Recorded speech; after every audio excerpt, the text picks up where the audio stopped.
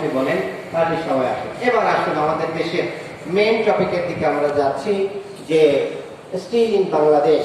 কি স্টিল তৈরি হয় বাংলাদেশে? যে স্টিলটা তৈরি হয় এটা হচ্ছে সেকেন্ডারি স্টিল। আপনারা সবাই জানেন সেকেন্ডারি স্টিল আর প্রাইমারি স্টিলের ভিতরে পার্থক্য হচ্ছে, যদি কোনো স্টিল পিওর একেবারে র মেটেরিয়ালস থেকে বানান, আয়রনের রোড থেকে বানান, সেটাকে বলা হয় প্রাইমারি স্টিল। বাংলাদেশে কি প্রাইমারি স্টিল হয়? বাংলাদেশে কোনো প্রাইমারি স্টিল কিন্তু হয় না। কি তৈরি হয়? সেকেন্ডারি। কেন প্রাইমারি হয় না? আমাদের তো ওর নাই, ওর নাই আমাদের প্রাইমারি হয় না, সেকেন্ডারি তৈরি হয়। সেকেন্ডারি কেন বলি বলেন তো? বলি এই যে জিনিসগুলো দেখতেছেন এগুলো সব মরা মানুষ। এই মরা মানুষকে আমরা জীবিত করি, সেকেন্ড টাইম লাইফ দেই, এই জন্য একে বলা হয় সেকেন্ডারি স্টিল। এর কি আর ব্যবহার করার কোনো আছে, সুযোগ আছে? এই স্টিল হিসেবে ব্যবহার করার সুযোগ আছে? এটি কোনো নিয়ে গেলাম কোনো কাজ হবে না।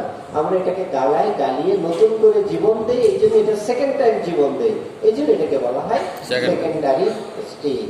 এখন আমার প্রশ্ন আপনাদের কাছে, আমি যদি এইটা দিয়ে স্টিল বানাই সকালে, আর এইটা দিয়ে স্টিল বানাই বিকালে, এইটা দিয়ে স্টিল বানাই রাত্রে বেলায়, তাহলে কি একই রকমের কেমিক্যাল কম্পোজিশন হবে? হবে? হবে না। আবার হইতে পারে। সেটা হচ্ছে উত্তরটা তখন যদি এমন ফ্যাসিলিটিস থাকে, যে ফ্যাসিলিটিস দিয়ে আপনি সামনেও যেতে পারেন, পিছনেও যেতে পারেন, বেশি হয়ে গেলে কমাইতে পারেন, আর কম হয়ে গেলে বাড়াইতে পারেন, এইরকম ফ্যাসিলিটি যদি থাকে, তাহলে সেখান থেকে সকাল বিকাল দুপুর রাত যেটা দিয়ে বানানো না কেন একই কেমিক্যাল কম্পোজিশনের রড বানানো সম্ভব। কিন্তু যে ফ্যাসিলিটিসে এই জিনিসটা নাই, সেখানে কি হবে? আমি এই যে বলি ইন্ডাকশন ফার্নেস কথাটা, আপনি প্রথমে আসুন বাংলাদেশের রেসপেক্টে বলতে হলে ইন্ডাকশন বলতেই হবে, কারণ বাংলাদেশের বেশিরভাগ রড তৈরি হয় ইন্ডাকশন দিয়ে। এই যে ইন্ডাকশন একটা ফার্নেস, কি করা হয়? এর ভিতরে ভাঙড়িগুলো ঢুকিয়ে দেওয়া হয়, ঢুকিয়ে দিয়ে গালিয়ে ফেলা হয়, গালিয়ে ফেলে দিয়ে তারপরে ঢেলে দেওয়া হয়। আর কিছু করার কোনো সুযোগ এখানে নাই, অ্যাডজাস্টমেন্টের কোনো সুযোগ নাই, ময়লা পরিষ্কারের কোনো সুযোগ নাই। তাহলে কি হবে? এইটাতে যদি আমি রড বানাই, সেই রডটাকে যদি ক্রস সেকশন আবার দেখি, তাহলে কি হবে? আগে তো সাদা কালো ছিল, ঠিক না? এখন কালো পরিমাণ সাদা, দেখছেন তো? সাদা জায়গার ভিতরে আবার ডট ডট ডট ডট কালো বেড়ে গেছে, খেয়াল করছেন? এটা কোথেকে আসলো? এইগুলো আসছে ময়লা থেকে। এখন এইরকম যত ডট ডট ডট থাকবে, তত আপনার রিঅ্যাকশন রেট, ইলেকট্রন ফ্লো, সার্কিটের সংখ্যা বেড়ে যাবে এবং করোশন রেট বেশি হবে। তার প্রমাণ আমি দেখাচ্ছি। দেখুন, এই যে এই জায়গাটা একটা জিনিস, এটা করোশন হয়ে গেছে, ভালো কথা। তো এইখানে গর্ত হলো না, এখানে গর্ত কেন হলো? এখানে গর্ত কেন হলো? এখানে গর্ত কেন হলো? এই জায়গায় তো হলো না, কারণ যে জায়গাটা বেশি খারাপ ছিল সেই জায়গাটা বেশি করোশন হয়ে গেছে, এই জন্য গর্ত ওখানে হয়ে গেছে। এরকম আরেকটা উদাহরণ আমি দেই। এই যে বাংলাদেশের আমি বিভিন্ন দোকান থেকে লোকালি যারা ইন্ডাকশন ফার্নেস যে রড বানায়, তাদের রডগুলো আমি কালেক্ট করি, মাঝে মাঝে ছাত্রদেরকে রিসার্চ করা, এটা আমার নিজে রিসার্চ করা। রডের ভিতরে ময়লা, এই যে কালো জায়গা দেখছেন, এটা কিন্তু ময়লা, দেখছেন তো? ময়লার ধরন দেখেন, এই পাশ থেকে এই পাশ পর্যন্ত লম্বা, এই পাশ থেকে এই পাশ লম্বা, এখান থেকে এই পাশ পর্যন্ত লম্বা ময়লা রয়ে গেছে, থোকা থোকা ময়লা রয়ে গেছে। এইরকম যদি ময়লা থাকে, তাহলে করোশন কি হবে? দেখো তো, এটা লাইন ময়লা না? করোশন হবে লাইন ধরে।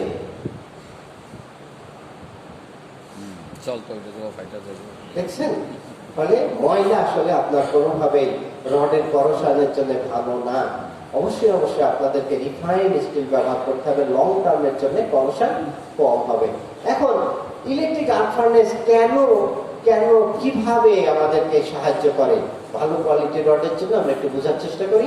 এই যে ইলেকট্রিক আর্ক ফার্নেস, এই ইলেকট্রিক আর্ক ফার্নেসটা দেখতেই পাচ্ছেন, মুখটা মোটামুটি কি ঢাকনা দেওয়া, এর ভিতরে যখন গলে গেল ঢাকনা তুলে ফেলা হয়।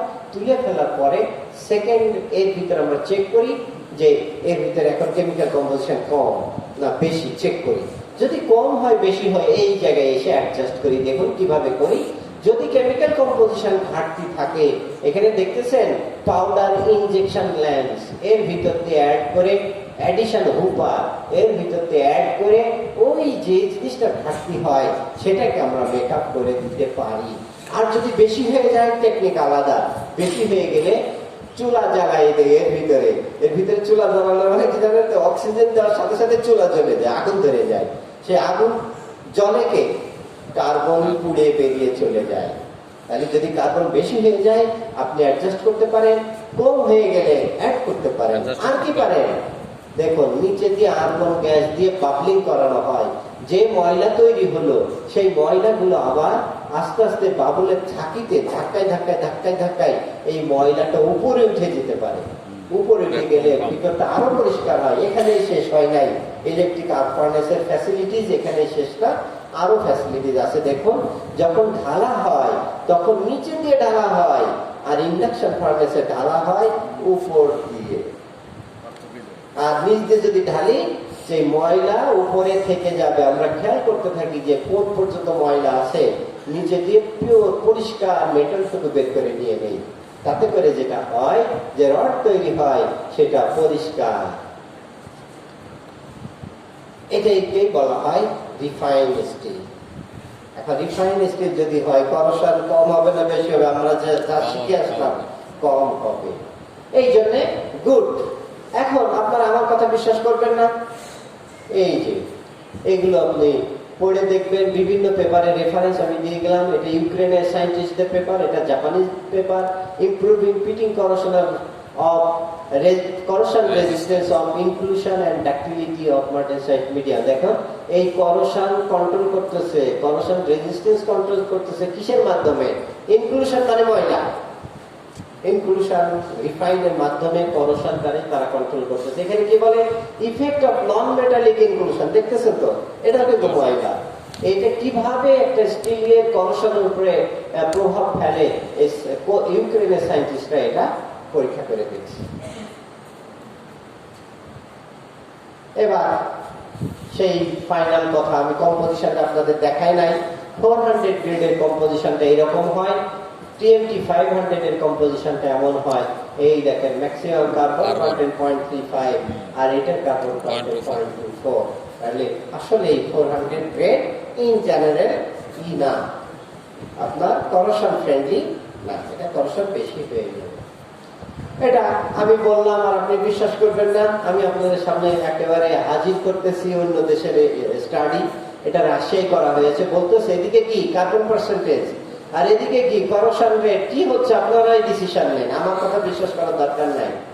কি হচ্ছে, কার্বন বাড়ার সাথে সাথে কি হয়ে যাচ্ছে, করোশন বেড়ে যাচ্ছে। আমার কথা বিশ্বাস করবেন না, হ্যাঁ আমি চেষ্টা করব সায়েন্স দিয়ে ব্যাখ্যা করা, কিন্তু সায়েন্স দিয়ে আপনারা যাচাই করে নেবেন, রিচেক করবেন।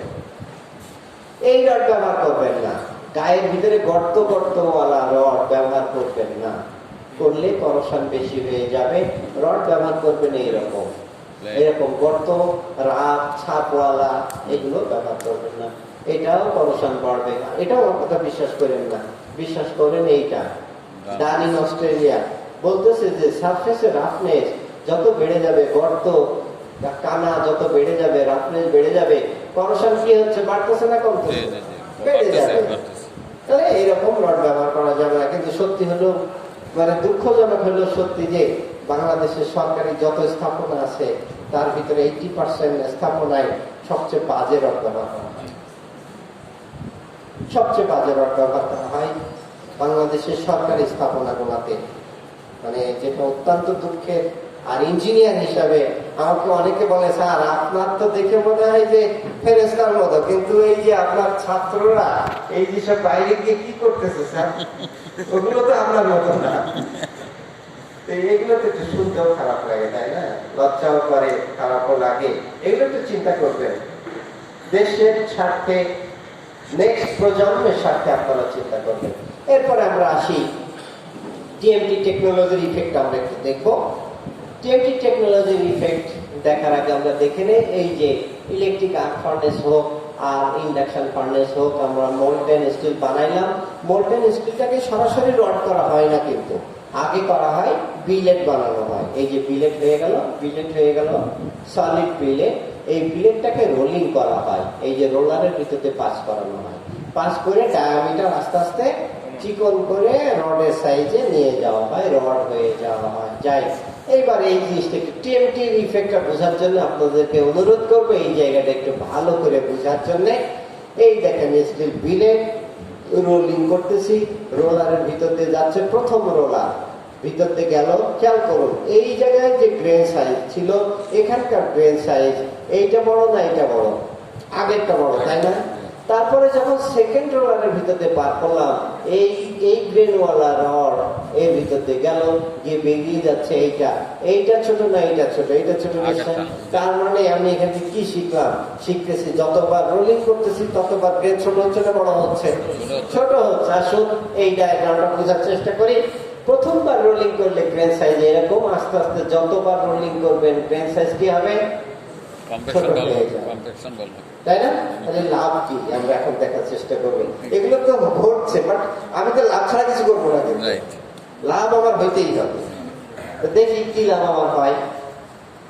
আর বাংলাদেশে আপনারা যে টিএমটি রড নামে কিনতেছেন, আপনাদের এখানে আমি অনুরোধ করব যাদের রড বেশি বেশি ব্যবহার করবেন তাদের ফ্যাক্টরিগুলো প্লিজ একটু ভিজিট করেন। তাদের এই টিএমটি বানানোর ফ্যাসিলিটিস আছে কিনা, ফ্যাক্টরির বডি ল্যাঙ্গুয়েজ কেমন, ফ্যাক্টরির ভিতরে অ্যারেঞ্জমেন্ট কেমন, আসলেই তারা সিল মারতেছে না প্রোডাক্ট বানাচ্ছে, একটু দেখে নেবেন।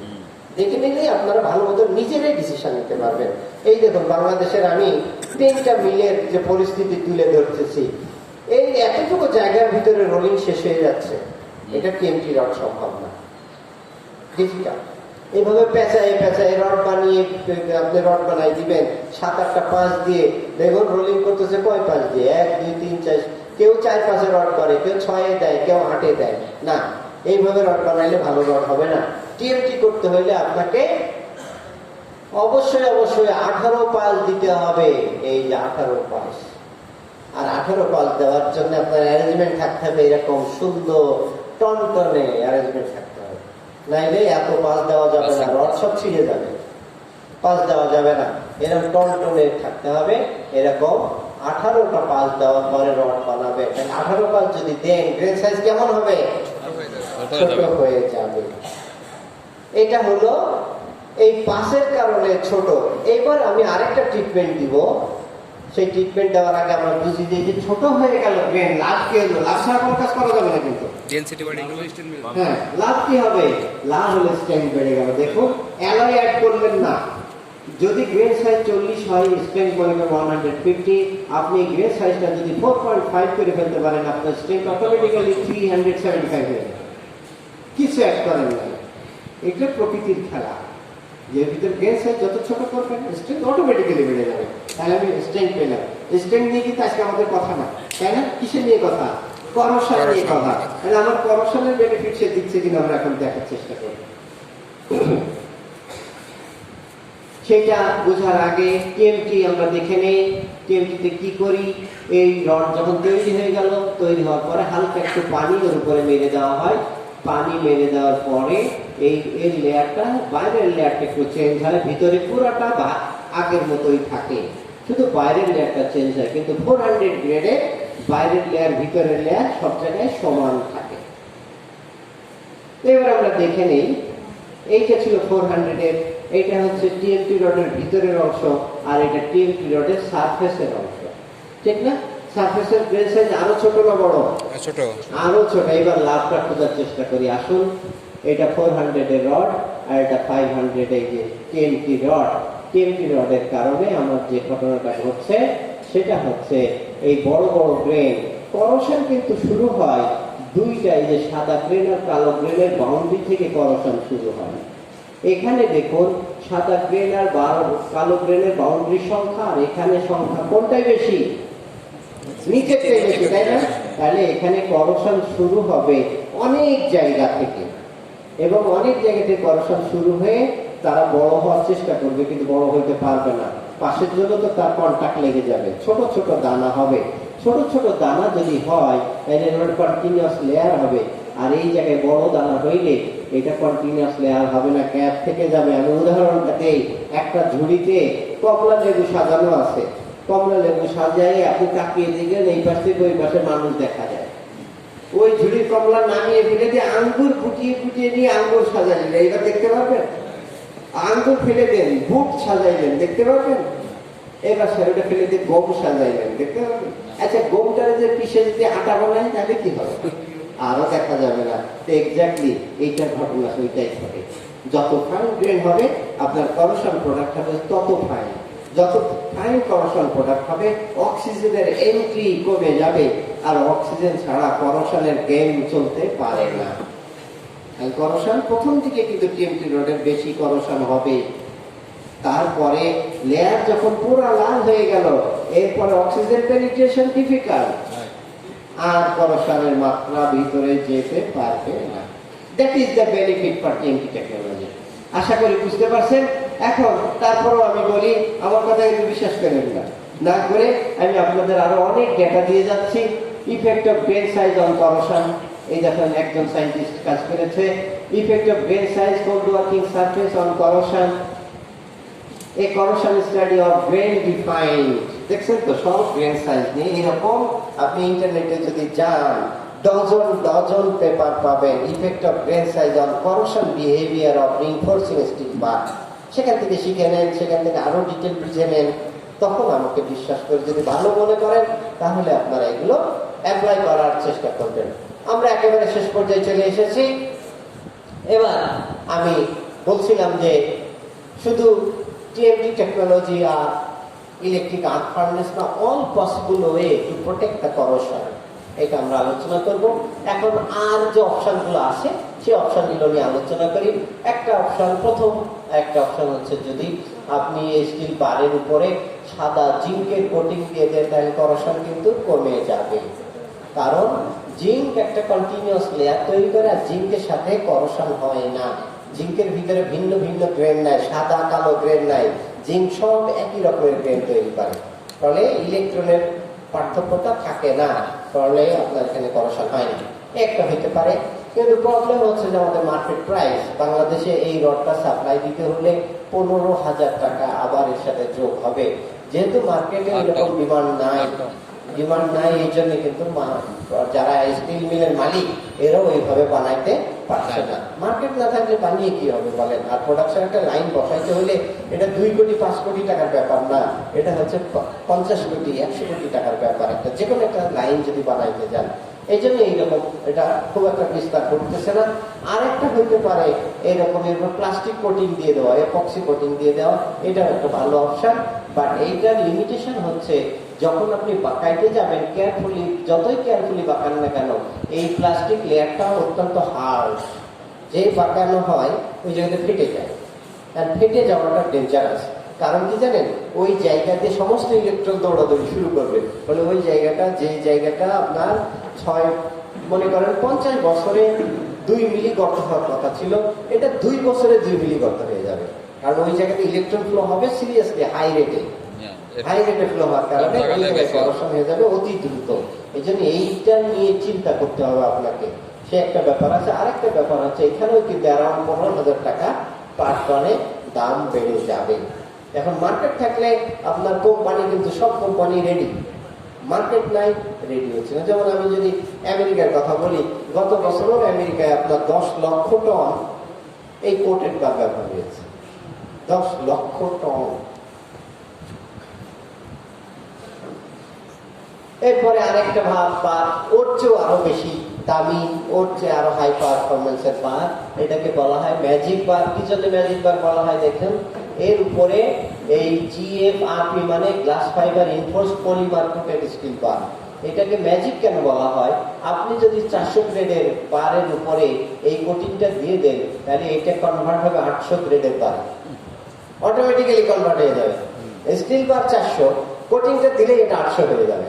আর যদি আপনি 600 গ্রেডের বারের ঘাড়ের উপরে এই কোটিংটা দেন, এটা বেড়ে হয়ে যাবে 1000। তার মানে 400 করে অ্যাড হইতে থাকবে। 500 গ্রেডের উপরে দিলে 900 গ্রেড হয়ে যাবে। তাহলে এটা কিভাবে হয়? কারণ এই কোটিং যেটা, এটা অ্যাপারেন্টলি আমি বলছি এটা প্লাস্টিক কোটিং, আসলে এটার স্ট্রেংথ কিন্তু 1200 থেকে 1600। আপনার রডের স্ট্রেংথ 400 আর ওইটার স্ট্রেংথ 1200 থেকে 1600, তাহলে এভারেজ যদি করেন এটা কিন্তু আসলে এইরকম 800, 1000, 1200 স্ট্রেংথে চলে যায়। তো তাই বলে কি হয়েছে, এটা কিন্তু আপনার সবাই আমরা ব্যবহার করতে পারছি না, আবার অনেকে ব্যবহার করছে, কারণ এটা অনেক অনেক এক্সপেন্সিভ হইলেও জাপানিজরা যখন ব্রিজ তৈরি করে, ফ্লাইওভার বানায়, টানেল বানায়, অন্য কোনো রডের কথা চিন্তাই করতে পারে না। নো অপশন, জাপানিজদের আচার আচরণে কোনো অপশন নাই ব্রিজ বানাবো, ফ্লাইওভার বানাবো আর টানেল বানাবো এই রডের বাইরে, এটা হইতে পারে না, এটা বানাবে না তারা। হ্যাঁ, অনেক ধনী দেশও এইটা দিয়ে বানাচ্ছে। দেখুন এটা কি দেখছেন তো, এটা বুর্জ খলিফার কনস্ট্রাকশন কাজ চলতেছে। এই যে রড গুলো যেখানে যা আছে, যা দেওয়া হয়েছে সবগুলোই কিন্তু জিএফআরপি এই কোটেড বার ব্যবহার করা হয়েছে। এইটার বিশেষত্ব হচ্ছে এক, স্ট্রেং সিরিয়াসলি বেড়ে যাবে, দুই হচ্ছে যে এটার fatigue resistance, cycle life fatigue resistance হচ্ছে সিরিয়াসলি হাই। এটা 9 রিক্টার স্কেল ভূমিকম্পে কিছু করতে পারবে না, যদি আল্লাহ না করতে পারবে না। আরেকটা আছে থার্ড বেনিফিট, সেটা হচ্ছে 100 বছরেও আপনার করোশনের ধারে কাছে আসতে পারবে না। এবার বলুন আলটিমেটলি কি হয়েছে, লাভ না লস? লাভ। এই জন্য আপনাদেরকে আমি আরেকবার রিকোয়েস্ট করবো, বেশি বেশি প্রজেক্ট ইমপ্লিমেন্ট করেন না, প্রজেক্ট ধীরে সুস্থে করেন এবং ভালো মানের মাল মেটেরিয়ালস ব্যবহার করেন, সুন্দর ডিজাইন দেন, দিয়ে 5টা জায়গায় 4টা করেন এবং সেটাকে ডিউরেবল করেন, যাতে ওইটার পিছনে 10 বছর পরে আমাদের আবার হাতাহাতি শুরু না হয়, ওইটাতে হাত না দিতে হয়। এইভাবে করেন, তাহলেই হবে আপনার সাস্টেনেবল ডেভেলপমেন্ট। নাইলে কি হয়ে যাবে, নাইলে একসময় এসে আমাদের গ্রোথ রেট কিন্তু থেমে যাবে। তারপরে কি হবে, থেমে যাওয়ার পরে স্টেপটা কি, নেগেটিভ। এটা আমাদেরকে খেয়াল রাখতে হবে। লাস্টে আর একটা জিনিস জানিয়ে দেই, এই যে ব্রিজ বানাচ্ছেন, এই ব্রিজটাকে 100 বছর আপনি রড দিলেন, মনে করেন যে খারাপ রড দিয়েছেন, ভালো কথা, কোনো চিন্তার কারণ নাই। আপনি যদি চান তাহলেও আপনার 100 বছর করোশন হবে না, সেই ব্যবস্থা করে দেওয়া যাবে। সেটা হচ্ছে আগে থেকে চিন্তা করতে হবে, ভাবিয়া করিও কাজ করিয়া ভাবিও না। আমি বলছি যে রবীন্দ্রনাথের এই কবিতা কিন্তু আবৃত্তির জন্য আসে না, নাকি আবৃত্তির জন্য আসছে? কবিতা আমরা কি করি, শুধু আবৃত্তি করি, কবিতায় যা আছে সেটা কিন্তু অ্যাপ্লাই করি না, করি সেটা অ্যাপ্লাই করি না, করিয়া ভাবিয়া করিয়া কাজ, তাই না? করিয়ে ভাবলে কোনো লাভ নাই। এইটাই তার একটা জ্বলন্ত প্রমাণ। আপনি খারাপ রড দিয়েছেন, ঢালাই করার আগে চিন্তা করেন নাই, ভাবেন নাই যে এটার করোশন প্রোটেকশন কেমন হবে। যদি একটু ভাবতেন, আর এই রডগুলো বোনার সময় যদি কপারের তার দিয়ে জড়িয়ে এটা কন্টিনিউয়াস একটা নেটওয়ার্ক বানিয়ে রাখতেন, বানানোর পরে আপনার এই একটা ঘরের ভিতরে কানেকশন নিয়ে গিয়ে ডিসি পাওয়ার সাপ্লাই দিয়ে ওখানে যদি আপনি 100 বছর ইলেকট্রিসিটি ফ্লো দেন, 100 বছরের যত পচা রড হোক না কেন, এই পচা রডের কাছে করোশন ভিড়তে পারবে না। তার মানে কি, সৃষ্টিকর্তা সবার জন্যই ট্রিটমেন্ট দিয়ে রেখে দিয়েছে। হ্যাঁ, আমি আবার ওই কথাটা সবাইকে বলি, দেখো সৃষ্টিকর্তা পৃথিবীতে এমন কোন রোগ দেন নাই যে রোগের প্রতিষেধক প্রকৃতিতে উনি আগে ভাগে দিয়ে রাখেন না। আমরা পারি না, আমাদের গ্যারেন্টি কারণে আমরা এটা গবেষণা করি না, এই জন্য আমরা পারি না। আর এই কারণে আমরা শুধু প্যারাসিটামল খাই, তাই না? প্যারাসিটামলের ঔষধ প্রকৃতিতে অনেক আছে, বাট আমরা পাই না। দোকানে গিয়ে প্যারাসিটামল না পার এই খেয়ে আমরা আমাদের কিডনি, লিভার সবগুলোরে শেষ করতেছি। হ্যাঁ, এইগুলো যদি করেন, পরবর্তীতে আপনার ইলেকট্রিসিটি সাপ্লাই দিয়ে প্রোটেক্ট করা যাবে। যার জ্বলন্ত প্রমাণ হচ্ছে রাশিয়া চায়নার পাইপলাইন, 3000 কিলোমিটারের স্টিল পাইপলাইনের একটা কানেকশন, 3000 কিলোমিটার, হিসাব করছেন, $64 বিলিয়ন প্রজেক্ট। এই প্রজেক্ট উদ্বোধন হয়েছে 2 মাস আগে। এটাও আপনার ক্যাথোলিক প্রোটেকশনের মাধ্যমে এটাকে 100 ইয়ার্স প্রোটেক্ট করে রাখবে, তাতে ওই সিস্টেমটা এখানে চালু করেছে। এখন ভাবতে পারেন যে ইলেকট্রিসিটি কেমন লাগবে, একদম কম, 0.2 অ্যাম্পিয়ার ইলেকট্রিসিটি সাপ্লাই দিবে। আর ভোল্টেজ কত, আরো কম, 0.8 ভোল্টেজের থেকে 0.3 অ্যাম্পিয়ার কারেন্ট যদি সাপ্লাই দেন, আপনার ব্রিজ প্রোটেক্টেড। কিন্তু কি অ্যারেঞ্জমেন্ট, আগেই করে রাখতে হবে, ভাবিয়া কাজ করতে হবে, পরে আর কিছু করা যাবে না। ভেঙে ভেঙে করবেন, জোড়া দিবেন, হবে না। এইটা যাই হোক, দ্যাট ইজ অ্যানাদার টেকনিক। কত? 372 মাইক্রো অ্যাম্পিয়ার, মানে কি 0.3 অ্যাম্পিয়ার, তাই না? 300। আর ভোল্টেজ কত? কত? 0.9 ভোল্ট। আমাদের এই লাইনের ভোল্টেজ কত? 220।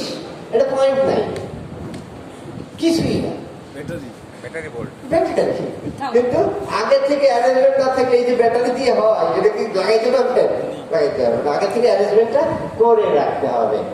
আসুন, আমাদের স্টিলের কথাবার্তা শেষ, কয়েকটা কথা বলবো আপনার সিমেন্ট নিয়ে, যেটা আপনারা আগেও আমার লেকচার শুনছেন। ওই যে এদিকে কোনো একটা জায়গায় হয়েছিল, সেখানে বলেছিলাম যে সিমেন্ট কম্পোজিশন দিয়ে আপনি করোশন কন্ট্রোল করতে পারেন। এখন আপনারা যদি কেউ ওপিসি ব্যবহার করতেই হয়, তাহলে আপনারা অ্যাডিশনাল সিলিকা ফিউম কিনতে পাওয়া যায়, কিনে নিবেন। সিলিকা ফিউম কিনতে পাওয়া যায়, fly ash, fresh number 1 fly অ্যাশের বস্তা আলাদা কিনতে পাওয়া যায়, কিনে নিবেন। ওপিসির ভিতরে একটু অ্যানালাইসিস করে মাত্রা কিছু ফ্লাই অ্যাশ ঢুকিয়ে দিবেন, কিছু সিলিকা ফিউম ঢুকিয়ে দিবেন, দিয়ে ভালো করে মিক্স করবেন। তাহলে ওই যে ওপিসির যে সমস্যাটা ছিল, ওপিসির সমস্যাটা মিনিমাইজ হয়ে যাবে।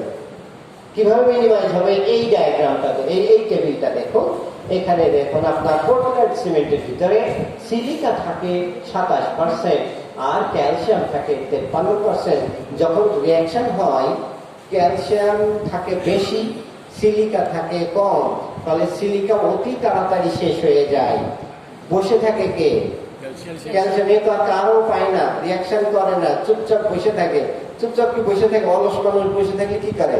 চারিদিকে দুষ্টামি করে না? দুষ্টামি করে সব নষ্ট করে। ওর ভিতরে বসে থাকে, অ্যাপারেন্টলি মনে হয়, বাট আমাদের অনেক ক্ষতি করে দেয়। কি ক্ষতি করে? এই দেখেন, হলুদ পার্টিকেল সব আনরিঅ্যাক্টেড ক্যালসিয়াম অক্সাইড। রিঅ্যাকশনও করে না, আর ক্ষতিটা কি করে? ক্ষতি করে হচ্ছে চুনের, শুকনা চুনের উপর 1 ফোঁটা পানি দিলে চুষে নেয় না, আছে ধরে রাখে? চুষে নেয়। তার মানে আপনার শীতকালের সময় যে হিউমিডিটি বেশি, আপনার হচ্ছে যে কুয়াশা থাকে, সেই কুয়াশাই না, ওখান থেকে সে চুন পানি টেনে নিলে কি করবে? রডটাকে ভিজায় ফেলবে। তাহলে রড এখন 12 মাস আপনার ভিজা থাকলো। শুকনা মৌসুমে আমি ভাবছিলাম যে এটা হচ্ছে বৃষ্টি তো নাই, তাহলে কনক্রিট আসলে শুকিয়ে আছে না।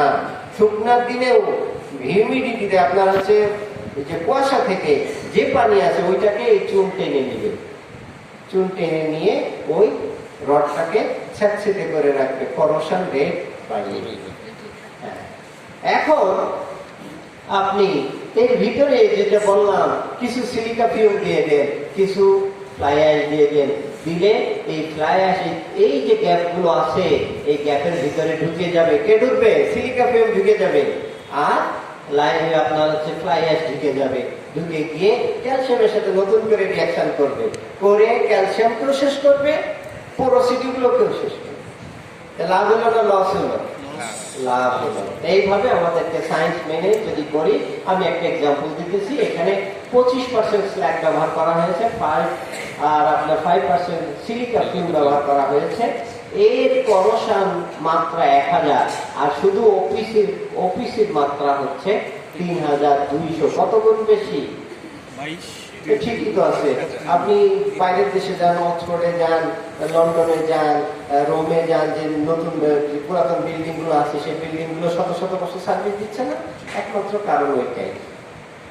আর আমাদের 40 বছর, ওদের 120 বছর, তো ঠিকই তো আছে। আমরা তো ওপিসি নির্ভর। ওপিসি নির্ভর হলে যা হবে, তার চেয়ে ওটা 3 গুণ হবে না? তো 3 গুণ তো তাদের ছেলে তো প্র্যাকটিক্যালি আমরা দেখতে পাচ্ছি। আমরা সিমেন্টের মধ্যে ঢুকে দিতে পারি না। ওপিসি যদি আপনার শিডিউলে থাকে, দেন অসুবিধা নাই, কিন্তু আলাদা সিলিকা ফিউম কিনতে পাওয়া যায়, আলাদা ফ্লাই অ্যাশ কিনতে পাওয়া যায়। সেইটা কিছু পরিমাণ মতো, এটা আপনার রিসার্চ করতে হবে, কারণ সব সিমেন্টের কেমিক্যাল কম্পোজিশন এক না।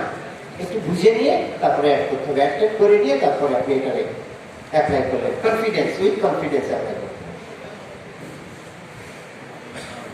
এটা ইন্ডিয়ায় একটা রিসার্চ করা হয়েছে, বলা হচ্ছে যে ওপিসি, পিপিসি, পিএসসি, তার করোশন বেশি, কার কার করশন কম, অফিসের করশন বেশি, অফিসের লাইফ কম। এই দেখেন, দেখতে পাচ্ছেন অফিসের লাইফ সব জায়গায় কম। লাইফ সবচেয়ে বেশি হচ্ছে পিএসসি, পোর্টল্যান্ড স্ল্যাগ সিমেন্টের করশন রেজিস্ট্যান্স সবচেয়ে বেশি। এবার কি আর লাভ কি? যদি অফিসিতে করেন, আপনার মেইনটেনেন্সের যদি খরচ করতে হয় 700 টাকা, স্ল্যাগ সিমেন্টে করলে আপনার লাগবে 400 টাকা। কারণ অত মেজর ড্যামেজ হবে না, তো খরচ হবে কম। আরো যদি ভালো গ্রেডের আপনি স্ল্যাগ দিয়ে করতে পারেন, তাহলে আরো এটা কমে আসবে 300 টাকায়, খরচ চলে যাবে। এখানে শেষ না, কিন্তু আরো আছে। আপনার একটা স্ট্রাকচারের হোল লাইফে ওপিসি দিয়ে যদি করেন, হোল লাইফে আপনার মেইনটেনেন্স করতে হবে 5 বার। যদি স্ল্যাগ সিমেন্টে করেন তাহলে 3.5 বার। আর যদি ভালো কোয়ালিটির স্ল্যাগ সিমেন্টে করেন তাহলে আপনার করতে হবে 3 বার। লাভ না লস? লাভ। লাভ। এইভাবে আপনাকে লাভ সব জায়গায় যদি আমরা একটু ভালো মতো করে করতে পারি, তাহলে আমাদের বেশি সুবিধা হবে এবং জাতি লাভবান হবে। লাস্টে চলে আসছি কনফ্লিক্ট ম্যানেজমেন্ট। কনফ্লিক্ট ম্যানেজমেন্টের জন্য আপনাদেরকে বলবো যে ভালো মতো করে কনফ্লিক্ট বানাবেন, হিসাব নিকাশ করে। বেশি পানি দিবেন না। বেশি পানি দিলে কি হবে? বেশি পানি দিলে দেওয়ার পরে পানিটা কি হবে? বেরিয়ে যাবে না? আচ্ছা, যে পানি বেরিয়ে যেতে পারলো, যার একটা পার্মানেন্ট রাস্তা করে গেল না? তাহলে পানি যদি বেরোইতে পারে, তো পানি ঢুকতে পারবে না কেন? ওটা গেট একটা, যে গেট দিয়ে বেরোনো যায় সে গেটে ঢুকানো যায়। তাহলে বর্ষার সময় পানি ঢুকবে, ঢুকে গিয়ে আমার বাড়টাকে করশন ঢুকিয়ে দিবে। এই জন্য পানির পরিমাণ কম রাখবেন। যত পানি কম রাখবেন তত আপনার এই যে water ratio better, life better. যত ওয়াটার রেশিও কম, কম ওয়াটার রেশিও বেটার লাইফ পাবেন। আর কি এরপরে আসতেছে আরেকটা জিনিস, সেটা হচ্ছে ভালো করে কম্প্যাকশন করবে। কারণ গ্যাপ রাখবেন না। গ্যাপ রাখলে দুইটা লস হবে। 1 নম্বর লস হবে আপনার এই স্ট্রেংথটা কি হবে? কমে যাবে। আজকে আমি বলছিলাম যে 15 পাই আমরা, 10 পাই আমরা স্ট্রেংথ আপনাদের কনক্রিট ব্লকে। তো এটার পিছনে বড় কারণ হয়, দুইটা কারণ আমরা পাই। একটা হচ্ছে সিমেন্ট ঠিক মতো দেন না, আরেকটা কারণ পাই হচ্ছে কম্প্যাকশন। ফাঁকা যখন ভাঙি না, ভাঙার পরে দেখা যায় যে ভিতরে একটা বড় বাবল রয়ে গেছে। ওই বাবলটা থেকে ক্র্যাকটা ইনিশিয়েট করে, তাহলে ঠাস করে ফেটে যাবে। এইটা যদি আপনি বাবলটা কন্ট্রোল করতে পারেন, দুইটা লাভ হবে। একটা হবে স্ট্রেংথ বেটার পাবেন, ফলে বেশি সিমেন্ট লাগবে না। স্ল্যাবের থিকনেস কি হবে? আচ্ছা দেখুন, একটা কনক্রিটের স্ট্রেংথ 40, ওই কনক্রিটটা বুদ্ধি করে যদি আমি 80 করতে পারি, তাহলে স্ল্যাবের থিকনেস 6 ইঞ্চ দিবেন? দরকার আছে? কমে যাবে। আরে 4.5 তো হবে, তাই না? তাহলে 4.5 এটা লাভ না লস হচ্ছে? সিমেন্ট কনজাম্পশন কম, বিল্ডিং এর ওজন কম, ডেড লোড কম, লোড বেয়ারিং ক্যাপাসিটি বেশি। এইভাবে মাল্টি ডাইমেনশনাল বেনিফিট আমরা পাবো। এরপরে আসতেছে আপনার কিউ